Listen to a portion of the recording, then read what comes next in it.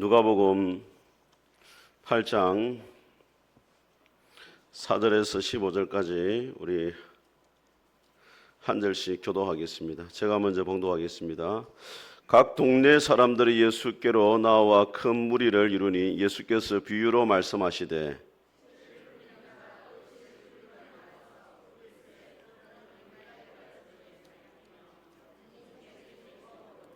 들으는 바위 위에 떨어지며 싹이 났다가 습기가 없으므로 말랐고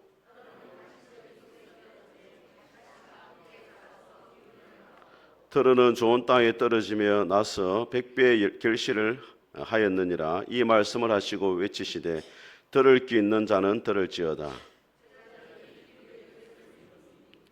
이르시되 하나님 나라의 비밀을 아는 것이 너에게 허락되었으나 다른 사람에게는 비유로 하나니 이는 그들로 보아도 보지 못하고 들어도 깨닫지 못하게 하려 함이라. 길가에 있다는 것은 말씀을 들은 자니 이에 마귀가 가서 그들이 믿어 구원을 얻지 못하게 하려고 말씀을 그 마음에서 빼앗는 것이요.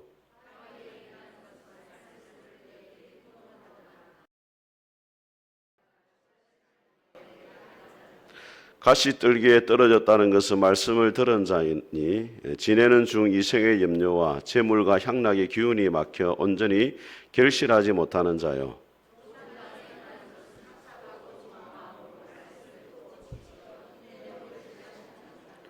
아멘. 자, 오늘 이 본문의 말씀을 가지고 말씀이 씨앗이 자라게 하라 이런 제목으로 하나님 말씀을 선포하겠습니다. 우리 앞뒤자 인사하겠습니다. 잘 오셨습니다. 은혜 받으시기 바랍니다. 한 주간 평안하셨습니까? 오늘도 하나님 우리 아버지와 주 예수 그리스도로부터 은혜와 평강의 복이 여러분 가운데 함께 할 수 있기를 주님의 이름으로 축복합니다. 어떤 분이 설교가 무용하다, 설교가 쓸모가 없다라는 그러한 주장을 하고 싶어가지고 영국의 브리티스 위클리라는 잡지에다가 투고를 했습니다. 그 내용이 뭐냐면 저는 교회를 30년 이상을 다녔고 목사님의 설교를 3,000번 이상 들었습니다. 목사님들은 설교에 아주 준비에 많은 시간과 노력을 들이는 것을 아는데 놀라운 것은 3,000번의 설교를 들었지만 그 중에 한 편의 설교도 제대로 기억이 나지 않습니다. 그러니까 목사님들의 그 수고를 다른 곳에 쓰시면 더 목회에 유용할 것이라고 생각이 됩니다. 그렇게 이야기를 했어요. 여러분 어떻게 생각하십니까? 여러분 지난주에 설교 제목이 뭐였습니까? 여러분도 아무 기억을 못하잖아요. 이러니까 이걸 두고서 찬반 논란이 일어났습니다. 설교를 해야 된다, 할 필요가 없다, 기억을 못하니까 하지 않아도 된다, 이런 논란이 일어났어요. 한참 시간이 지난 다음에 또 한 분이 또 투고를 했습니다. 그 내용이 뭐냐면 저는 아내와 결혼해가지고 30년이 지났고 아내가 해주는 밥을 32,850번을 먹었습니다. 놀라운 사실은 아내가 해준 메뉴와 무엇을 먹었는지 하나도 기억이 나지 않는다는 것입니다. 하지만 그때마다 내가 열심히 먹었기 때문에 영양분을 섭취할 수 있었고 지금까지 살 수 있었습니다. 그렇게 하겠습니다. 여러분 설교의 내용이 기억나지 않고 제목이 기억나지 않는다 해가지고 설교가 무용한 것은 아닙니다. 그때마다 하나님의 말씀으로 여러분이 귀를 기울여 들을 때 하나님의 그 말씀이 여러분을 살리는 생명의 말씀이 되는 줄 믿습니다. 자, 오늘 이 본문의 말씀은 씨 뿌리는 자의 비유라는 예수님의 비유의 말씀인데 오늘 이 본문의 말씀을 가지고 우리가 어떻게 하면 하나님의 그 말씀의 씨앗이 우리 안에 자라게 할 수 있는지 하나님의 음성을 듣도록 하겠습니다. 첫 번째로 말씀은 씨앗은 하나님의 생명의 말씀이다 그렇게 이야기합니다. 우리 11절을 같이 한번 읽어보겠습니다. 시작. 이 비유는 이러하니 다시 한번 읽겠습니다. 시작. 이 비유는 이러하니 씨는 하나님의 말씀이요. 자, 여기에 보게 되어지면은 예수님께서 비유를 설명하시는데 씨를 뭐라고 비유하고 있습니까? 말씀이다 이렇게 말합니다. 여러분 성경에 보게 되어지면은 씨를 여러 가지로 설명을 합니다. 시편 119편에 보면은 주의 말씀은 내 발의 등이요 내 길의 빛이다. 하나님의 말씀을 빛으로 비유해요. 히브리서 4장에 보게 되어지면은 주의 말씀은 살았고 운동력이 있어서 좌우의 날선 어떤 금보다도 예리하여 혼과 영과 및 관절과 고수를 찔러 쪼개기까지 한다. 말씀을 칼로, 사람을 수술하는 칼로 비유를 해요. 근데 오늘 예수님은 말씀을 뭐로 비유하고 있습니까? 씨앗으로 비유하고 있습니다. 왜 씨앗으로 비유하고 있겠습니까? 오래전에 이집트에서 미라가 발견됐는데 사람의 모습이 그대로 이렇게 보존된 미라가 발견됐어요. 놀라운 것은 그 미라의 손에 이렇게 손이 움켜져 있었는데 그 안에 뭐가 있었냐면 씨앗이 있었어요. 씨앗이 얼마나 오래됐느냐? 3,000년이 된 거예요. 사람들 사이에 논란이 일어났습니다. 이 씨앗이 심으면 난다 안 난다? 막 논란했어요. 농부가 한마디 했어요. 심어봐라. 싸우지 말고. 심었어요. 그 어떻게 됐겠습니까? 씨앗이 났어요. 왜 오늘 하나님이 말씀을 씨앗에 비유하고 있느냐? 하나님의 말씀은 생명이 있다는 거예요. 하나님의 말씀은 사람을 살리는 생명의 말씀이라고 예수님이 이야기를 하고 있는 거예요. 베드로전서 1장에 보니까 너희가 거듭난 것이 썩어질 씨로 된 것이 아니고 살아있고 항상 있는 하나님의 말씀으로 되어졌다. 우리가 어떻게 해서 거듭나게 되어졌느냐? 하나님의 말씀이 우리 안에 들어와 가지고 그 말씀 우리를 살렸다는 거예요. 왜? 하나님의 말씀에는 뭐가 있기 때문에? 생명이 있기 때문에. 여러분, 우리가 이 씨 뿌리는 자의 비유를 보면서 기억해야 될 것이 뭐냐면 우리에게는 생명이 도무지 없다는 거예요. 우리는 밭과 같은 존재예요.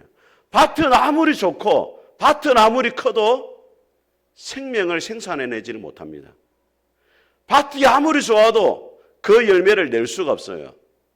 씨 뿌리는 자가 와가지고 씨를 뿌려주어야만이 밭이 생명을 낼 수가 있고 열매를 맺을 수가 있는 것입니다. 저와 여러분이 어떻게 구원을 받았느냐? 우리에게는 생명이 아무것도 없었어요. 하나님을 위해서 열매를 맺을 수 있는 것이 도무지 없었는데 생명의 주인 되신 예수님께서 우리의 마음밭에 하나님의 말씀의 씨앗을 뿌려주심으로 우리가 그 말씀을 듣고 예수님 믿고 영원한 생명을 얻게 된 줄 믿습니다. 제가 전도사 시절에 섬겼던 교회 가운데 미사토라는 일본 여학생이 교환학생으로 온 적이 있었습니다. 신라대학을 다녔고 이제 교환학생으로 한 1년 반 정도 학교를 다니면서 공항제일교회를 출석을 했어요. 근데 이 친구가 이제 예배를 잘 드렸는데 한 1년 반 정도 지나고 돌아갈 때가 됐어요. 그때 이 친구가 이런 말을 했습니다. 처음 교회로 왔을 때 왜 하나님이 감히 사마인지, 유일한 감히 사마인지 이해를 못했다는 거예요. 이 감이란 말은 신이란 말이고 사마가 존칭이거든요. 왜 하나님이 교회에서 유일한 신이란 말은 이해를 못한다는 거예요. 왜? 일본에는 가미사마가 800만 개 됩니다. 뭐 태양도 가미사마고 달도 가미사마고 나무도 가미사마고 죽은 조상도 가미사마고 일본에는 범신론이에요. 800만 개의 신이 있어요. 근데 교회에 오니까 왜 하나님을 유일한 신이라 말하는지 못 믿겠더라는 거예요. 근데 자기가 하는 말이 마지막에 뭐라고 이야기했냐면 로마서 10장에 보니까 믿음은 들음에서 나오고 들음은 그리스도의 말씀으로 말미암는다. 하나님의 말씀을 계속 듣다 보니까 결과적으로 하나님이 유일한 신이라는 것이 믿어지더라는 거예요. 믿습니까, 여러분? 저는 여러분들이 하나님의 말씀을 가까이 함으로 그 생명의 말씀이 여러분을 살리는 말씀이 될 수 있기를 주님의 이름으로 축복합니다. 두 번째로 좋은 밭이 되어야 된다, 그렇게 이야기를 하고 있습니다. 우리 12절 말씀. 집사님, 조용히 가만히 계시는 게 나을 것 같아요. 예배 시간에 가만히. 집사님 아프시면 유아실에 가 좀 쉬시고 가만히 예배에 집중이 안 되니까. 우리 12절 말씀 같이 한번 읽어보겠습니다. 시작. 길가에 있다는 것은 말씀을 들은 자니 이에 마귀가 가서 그들이 믿어 구원을 얻지 못하게 하려고 말씀을 그 마음에서 빼앗는 것이요. 자, 오늘 본문에 보게 되어지면은 밭이 네 가지가 나와요. 길가와 같은 밭이 나오고 바위 같은 밭이 나오고 가시밭이 나오고 좋은 밭이 나오거든요.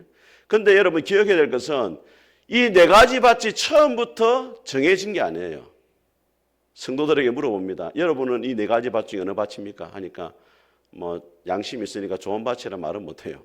그냥 어떤 분은 뭐 바위 밭입니다. 어떤 분은 이제 가시밭이 이렇게 말하는데 처음부터 정해진 게 아니고 하나님의 말씀에 어떻게 반응하느냐에 따라 가지고 그 밭이 결정이 되는 거예요. 오늘 12절 보니까 제일 첫 번째 어떤 밭이 나오고 있습니까? 길가와 같은 밭이 나옵니다. 자, 여러분, 길가는 어떤 밭이냐? 길가를 한번 생각해 보세요. 길은 사람들이 많이 다니잖아요. 사람들이 많이 다지기 때문에 땅이 굳어져 가지고 씨앗이 뿌리를 내리지 못하는 거예요. 어떤 분은 그렇게 말합니다. 목사님, 왜 씨 뿌리는 자가 씨를 길가에 뿌렸습니까? 여러분, 이 농업을 좀 배워야 되는데, 제가 중학교 다닐 때 공부 과목 가운데 시골이다 보니까 농업을 배웠어요. 혹시 여러분 농업 배우신 분 있습니까? 뭐 돼지의 임신기가 맺히고 뭐 요컷이요, 뭐 하여튼 뭐 돼지 종류도 배우고 다 배웠어요. 거기 보니까 씨 뿌리는 방법은 세 가지가 나와요.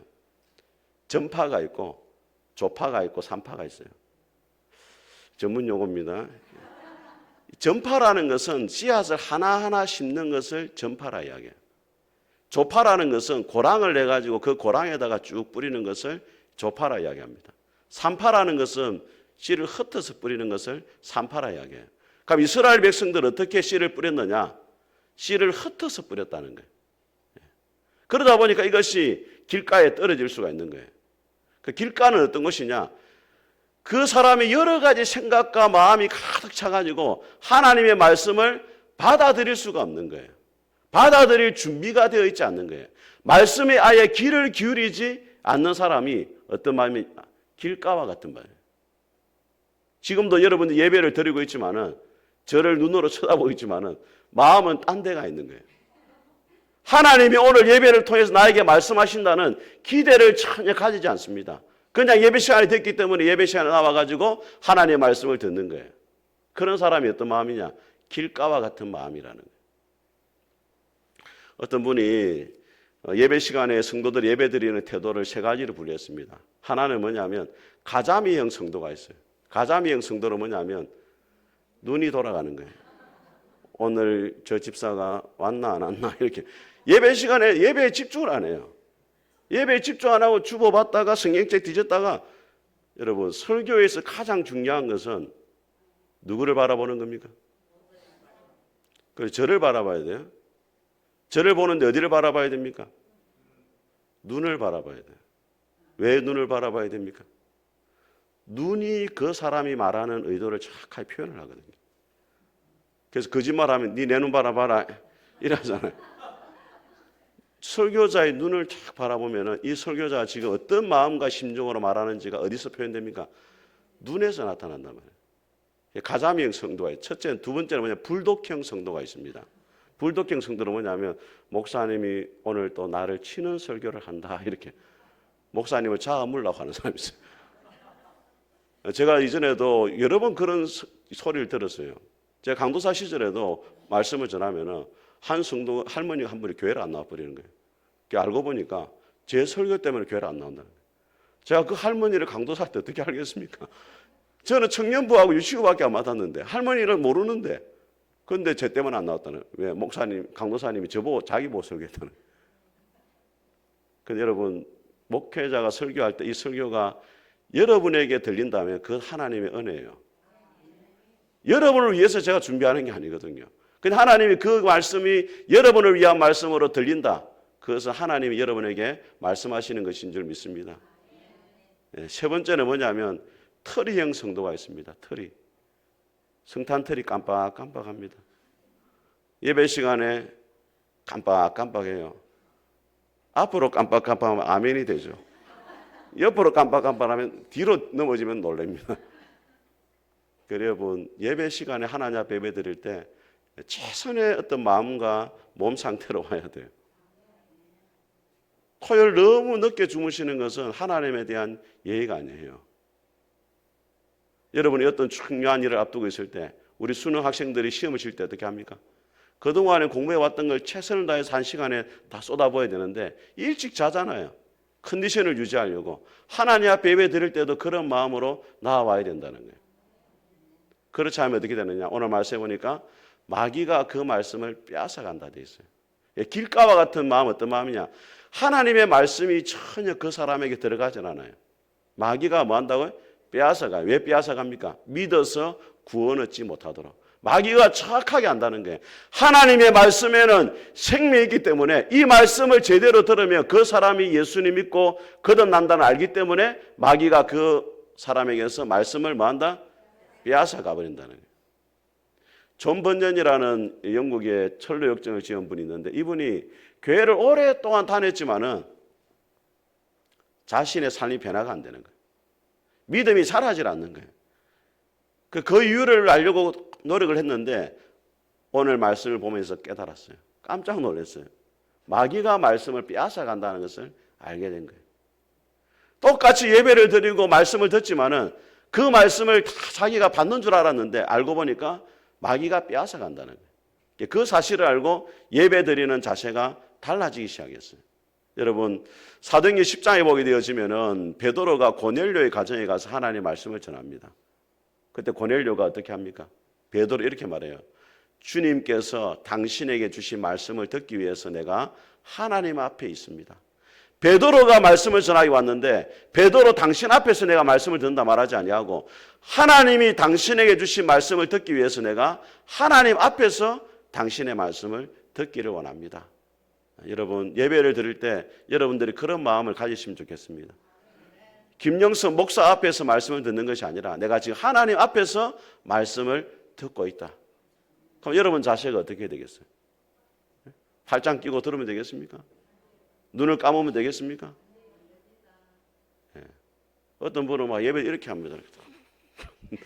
눈 감고 있어요. 어떤 분은 다리 꼬고 있습니다. 하나님 앞에 대한 예의가 아니죠. 우리가 하나님 앞에서 하나님의 말씀을 들을 수 있기를 주님의 이름으로 축복합니다. 두 번째, 우리 13절을 같이 한번 읽어보겠습니다. 시작. 바위 위에 있다는 것은 말씀을 들을 때 기쁨으로 받으나 뿌리가 없어 잠깐 믿다가 시련을 당할 때 배반하는 자요. 자, 두 번째 밭은 무슨 밭입니까? 바위 위에 있는 밭입니다. 자, 이것을 이스라엘 지형을 이해를 해야 되는데 이스라엘 지형은 그냥 옥토와 같은 밭만 있는 게 아니에요. 돌이 많고 바위가 많아요. 돌이 많고 바위가 많은데 그 위에 흙이 얇게 덮여 있는 밭이 있다고. 그러면은 여기에 씨앗을 뿌리면은 좀 자라요. 그런데 밑에 뭐가 있어요? 돌이 있고 바위가 있다 보니까 뿌리를 내리지 못하는 거예요. 그러다 보니까 시간이 지나면 점점점 시들어져 가지고 죽게 되는 거예요. 그러니까 이 바위와 같은 밭은 어떤 밭이냐? 하나님의 말씀을 기쁨으로 받습니다. 근데 그 말씀이 그 사람의 삶을 변화시키지를 못하는 거예요. 아무리 많은 말씀을 들어도 그 말씀이 그 사람에게 적용이 되지 않는 거예요. 여러분, 마태복음 19장에 보면은 부자 청년이 예수님을 찾아와요. 예수님, 어떻게 하면 영생을 얻겠습니까? 그 예수님 말씀합니다. 네가 계명을 다 지켰느냐? 어려서부터 다 지켰습니다. 근데 네가 한 가지 부족한 게 있다. 네 소유를 팔아서 가난한 자들에게 줘라. 그때 청년이 어떻게 합니까? 근심하며 돌아가요.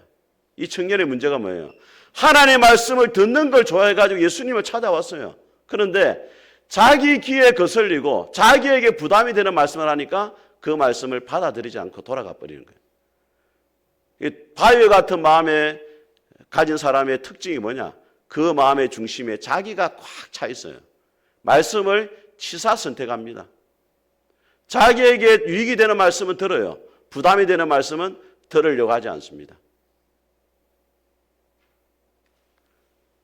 자기 욕심이 꽉 차가지고 자기가 꽉 차가지고 하나님의 말씀을 받아들이질 않는 거예요. 그런 사람이 어떤 사람이다? 바위와 같은 마음이에요. 근데 여러분, 요한계시록 1장에 예수님께서 뭐라 말씀하시느냐? 이 예언의 말씀을 읽는 자와 듣는 자와 그 가운데 기록한 것을 지키는 자가 복이 있다는 거예요. 저는 여러분들이 하나님의 말씀을 받을 뿐 아니라 그 말씀이 여러분의 삶을 변화시키는 말씀이 될 수 있기를 주님의 이름으로 축복합니다. 세 번째로 가시떨기에 떨어진 밭인데, 자, 우리 14절을 같이 한번 읽어보겠습니다. 같이 읽겠습니다. 시작. 가시떨기에 떨어졌다는 것은 말씀을 들은 자이나 지내는 중 이생의 염려와 재물과 향락의 기운이 막혀 온전히 결실하지 못하는 자요. 7절입니다. 15절입니다. 시작. 좋은 마음으로 말씀을 듣고 지키어 인내로 결실하는 자니라. 자, 여러분, 가시는 왜 가시밭이 되었느냐? 이것도 이스라엘의 그 문화를 이해해야 되는데, 여러분, 우리가 밭을 기경하다 보면은 가시 같은 걸 제거를 해야 되잖아요. 그 제거를 하는데 뿌리가 여전히 남아있는 경우가 있어요. 그러면은 씨앗이 떨어지는데 뿌리가 남아있으니까 가시도 같이 자라게 되는 거예요. 그 어떻게 되겠습니까? 가시가 영양분을 다 빼앗아 가죠.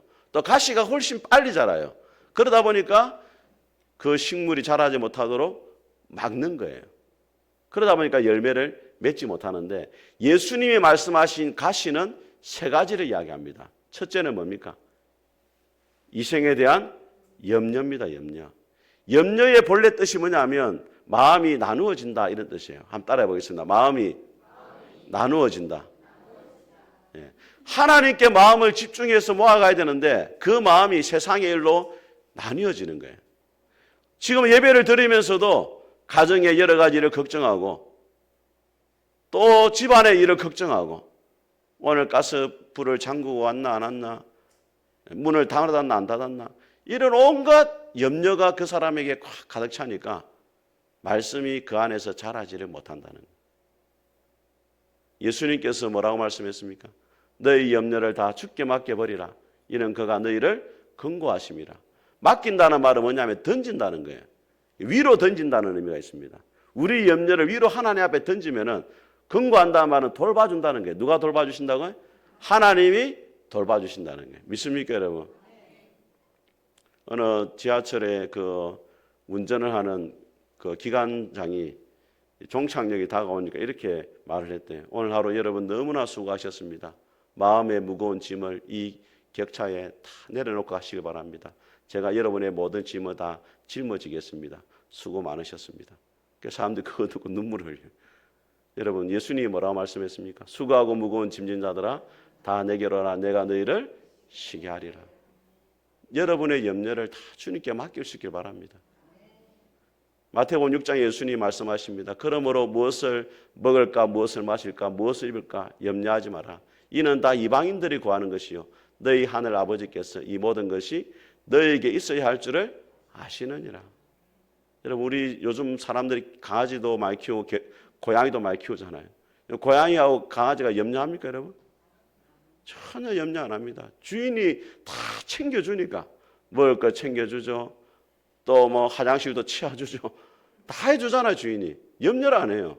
하물며 하나님이 우리를 돌봐주지 않겠느냐는 거예요. 두 번째 가시가 뭐냐면 재물입니다. 재물. 이 재물의 원어적 뜻을 보니까 부하게 되는 거. 돈을 많이 벌여서 부하고자 하는 거예요. 근데 예수님이 뭐라 말씀했습니까? 재물과 하나님을 동시에 섬길 수 없다는 거예요. 여러분 하나님 자리에 놓일 수 있는 것 세상에 유일한 게 돈이에요. 여러분 하나님의 자리를 위협하는 게 돈이란 말이에요. 돈과 하나님은 동시에 못 섬겨요. 돈을 사랑하든지 하나님을 사랑하든지 돈을 추구하든지 하나님을 추구하든지 둘 중에 하나밖에 없어요. 근데 여러분 잠언 30장에 보니까 아굴이라는 사람이 이렇게 기도합니다. 하나님 내가 죽기 전에 두 가지를 내가 기도합니다. 응답해 달라고. 하나는 뭐냐면 허탕과 거짓을 내게서 멀리해 주시고 또 하나는 뭐냐면 나로 가난하게도 마시고 부하게도 마시고 오직 필요한 양식으로 내게 먹이시옵소서. 혹시 내가 배가 불러서 하나님이 누구냐 여호와가 누구냐 할까 하오며 혹시 내가 가난하여서 도둑질해가지고 하나님의 이름을 욕되게 할까 두렵습니다. 그러니까 너무 가난하게 마시고 너무 부하게도 마시고 여러분 아굴의 마음의 중심에 누가 계신 거예요? 하나님이 계신 거예요. 하나님을 놓치지 않기 위해서 너무 가난하지도 않고 부하지도 않게 되기를 원한다는 거예요. 돈을 추구하기 위해서 하나님을 놓치게 되면은 말씀이 그 안에 자라지 못하는 거예요. 하나님이 원하시는 열매를 맺을 수가 없다는 것입니다. 세 번째 예수님이 말씀하신 가시가 뭡니까?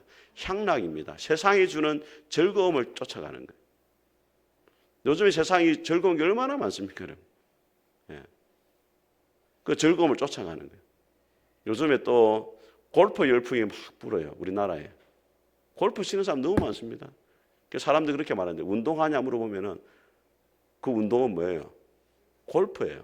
니 요즘 운동하나? 탁구가 아닙니다. 골프예요. 그렇게 골프가 대중화됐어요. 심지어 제가 하동에 가니까 우리 형님도 소 키우는 형님도 골프를 쳐요. 행천에 한 저희 하동 청암에서 행천까지 거리가 차로 한 5분 거리인데 거기에 9홀 골프장이 있어요. 동네 사람들 소 키우다 와서 골프 치고 불 배다가 와서 골프 치고 밥 갈다 와서 골프 치고 어느 교회에 골프에 너무 빠진 집사님이 계셨어요. 그 목사님이 건면해서 목사님, 집사님 제발 주일은 예배를 드리시라고. 그 집사님 말했습니다. 목사님, 제가 예배당에 앉아 있으면은 마음이 골프장에 가 있습니다. 그렇지만 제가 골프장에 가 있으면 마음이 예배당에 와 있습니다. 하나님은 중심을 보신 하나님인데 어떤 걸 더 좋아하시겠습니까? 그 말이 일리가 있잖아요.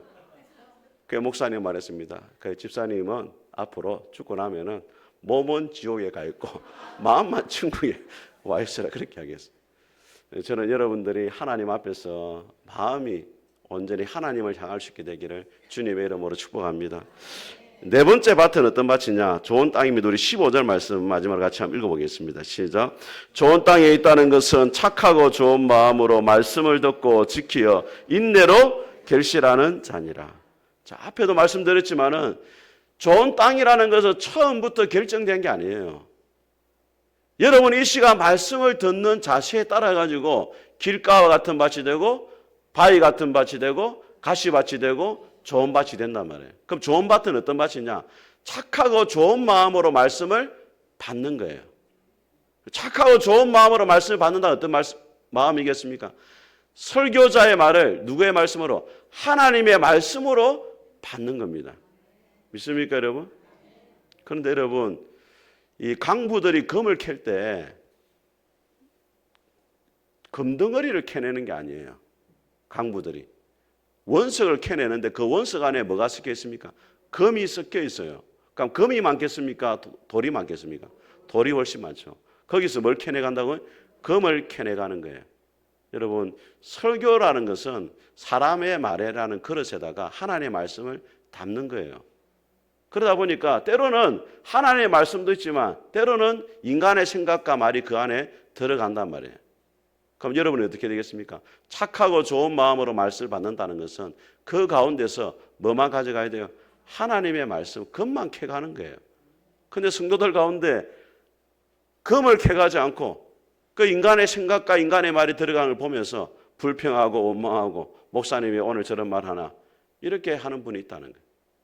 착하고 좋은 마음으로 말씀을 받는다는 것은 오늘 목사님을 통해 가지고 하나님이 나에게 무엇을 말씀하시고자 하시느냐. 오늘 이 씨 뿌리는 자의 비유를 통해 가지고 하나님이 나에게 주시는 말씀이 정말로 뭐냐. 그 말씀을 깨달으려고 애를 쓰고 노력하는 것이 바로 착하고 좋은 마음으로 말씀을 받는 거예요. 그 다음에 뭐라고 이야기합니까? 지켜서 인내로 열매를 맺는다. 그렇게 이야기합니다. 단순히 하나님의 말씀을 받는 것을 끝나지 아니하고 그 말씀대로 살아서 순종을 하는 거예요. 여러분들이 예배를 마치고 가면은 목회자 인사하잖아요. 주로 무슨 인사를 많이 합니까? 말씀에 은혜 받았습니다. 그 지난번에 우리 거제교회 누굽니까? 옥수수 목사님 시켜도 안 하더라고, 그 성도들이. 예? 그때만 딱 하고 말이지. 안 해도 괜찮습니다, 여러분. 저는 그렇게 마음이 좋은 사람이 아니에요. 근데 은혜 받았다 할 때 성도들 은혜 받았다는 말을 언제 쓰느냐 제가 쭉 보니까 첫째는 자기가 듣고 싶은 말을 해주면 은혜 받았다 이야기예요. 두 번째, 박 집사가 들어야 될 말인데 대신 해주면은 은혜 받았습니다 이렇게 하더라고요. 세 번째는 감동이 되거나 들어서 좋은 말씀, 기분이 좋은 말씀 은혜 받았대요. 근데 여러분 성경에 은혜라는 것을 그렇게 말하지 않습니다. 사도행 2장에 보게 되진 베드로가 너희가 십자가에 못 박은 이 예수를 하나님이 주와 그리스도가 되게 했다 했을 때 사람들이 어떻게 합니까? 반응합니까? 마음에 찔려가지고 우리가 어찌할꼬? 어떻게 살아야 되냐 그러면? 참으로 하나님의 은혜를 받은 사람은 그 말씀을 듣고서 그러면 내가 어떻게 살아야 됩니까 하나님? 이런 고백이 나오는 사람이 은혜를 받은 사람이에요. 누가복음 1장에 보게 되어지면 천사가 마리아를 찾아와요. 뭐라고 이야기하냐면 은혜를 받은 자여 평안할지어다 주께서 너희와 함께 하시느니라. 마리아가 받은 은혜가 뭡니까? 처녀의 몸으로 예수님을 잉태하는 거예요. 그 당시의 법에 의하면 돌로 쳐서 죽습니다. 처녀가 잉태하면. 그게 은혜를 받은 거예요, 마리아가. 여러분이라면 어떻게 하겠습니까? 여러분이 처녀인데 결혼도 안 했는데 임신을 해야 돼요. 그 결과를 책임져야 되고 잘못하면 돌에 맞아 죽게 됩니다. 그 마리아가 뭐라 이야기하냐면 주의 여종이 오니 말씀대로 내게 이루어지기를 원합니다. 그게 은혜를 받은 거예요. 참으로 은혜를 받은 사람은 그 말씀이 여러분의 삶 가운데 이루어지도록 만드는 것이 참으로 은혜를 받은 사람이에요. 오늘 이 예수님의 비유는 하나님의 나라에 대해서 이야기를 하고 있습니다. 하나님의 나라가 어떤 나라냐?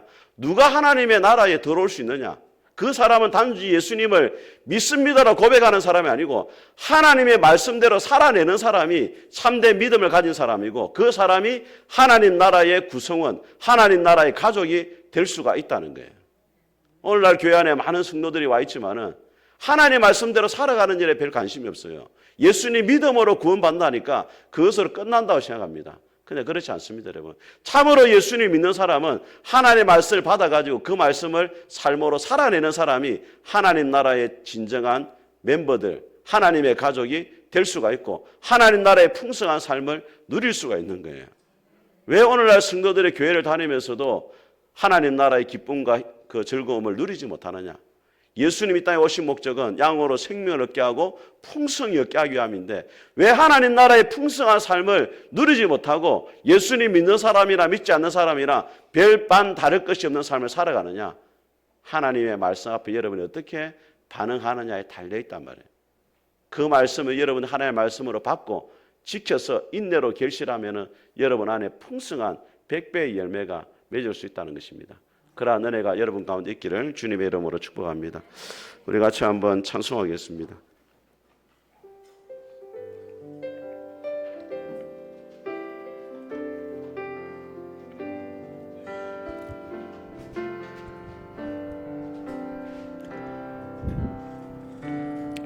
주님 말씀하시며 내가 나아가리다. 주님 뜻이 아니면 내가 멈춰서리다.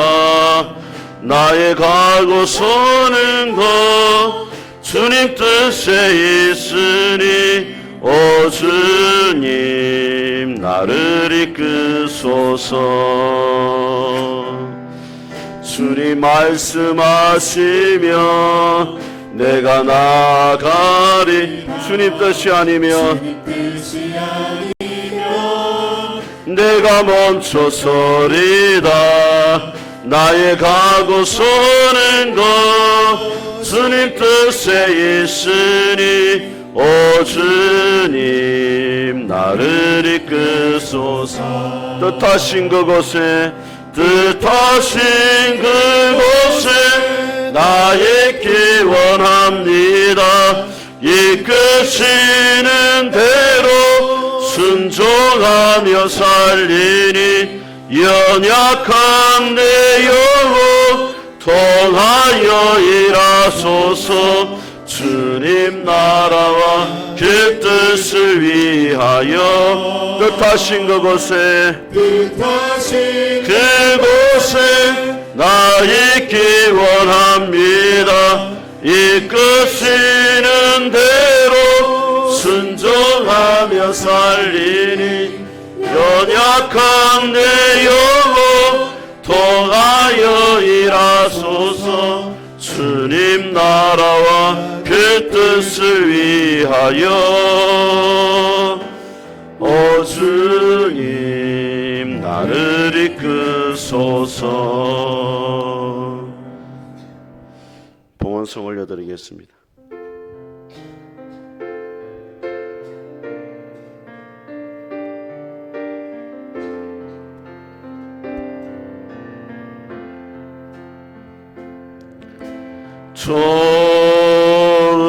좋으신 하나님, 좋으신 하나님, 참 좋으신 나의 하나님.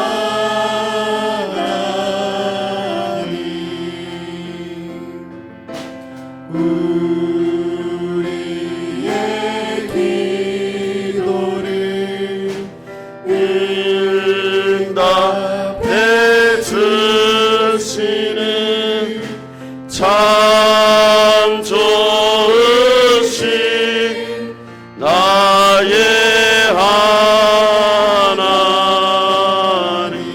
아름다운 축복을 하